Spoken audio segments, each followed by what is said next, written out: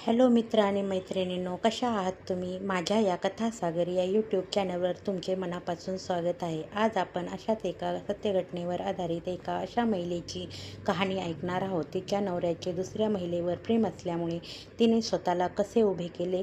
तर चला मग आपण कहाणी ऐकूया. सोनालीचे लग्न होऊन 10 वर्ष झाली होती. संसार, मुलं आणि घर यासाठी तिने स्वतःची अनेक स्वप्ने बाजूला ठेवली होती. पण काही महिन्यापासून तिचा नवरा तिच्यापासून दूर जाऊ लागला. त्याच्या आयुष्यात दुसरी स्त्री आल्याचे सत्य समोर आले आणि सोनालीच्या पायाखालची जमीनच सरकली. दररोजचे दुर्लक्ष, अपमान आणि मानसिक त्रास यामुळे ती पूर्णपणे खचून गेली.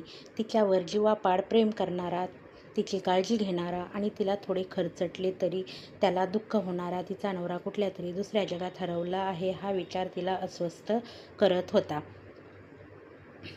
तिने तिच्या नवऱ्याला समजावून सांगण्याचा खूप प्रयत्न केला, पण काहीच उपयोग झाला नाही. तिला वाटू लागले की तिच्या आयुष्याला काहीच अर्थ उरलेला नाही. एका क्षणी निराशेने तिला स्वतःचे जीवन संपवण्याचा विचारही मनात आला. पण त्याच वेळी तिच्या लहान मुलीचा हसरा चेहरा तिच्या डोळ्यासमोर आला. तिने स्वतःला सावरले आणि आपल्या आईला फोन केला. आई, मैत्रीण आणि काही जवळच्या नातेवाईकांनी तिची साथ दिली. त्यांनी तिला समजावले की चूक तिची नाही, त्याची आहे. जर तिने स्वतःचे आयुष्य संपवले तर मुलीकडे कोण पाहणार आणि तोही स्वतंत्र होऊन आनंदाने आयुष्य घालवेल. आणि कुणाच्याही विश्वासघातामुळे स्वतःचे आयुष्य संपवणे हा उपाय नाही.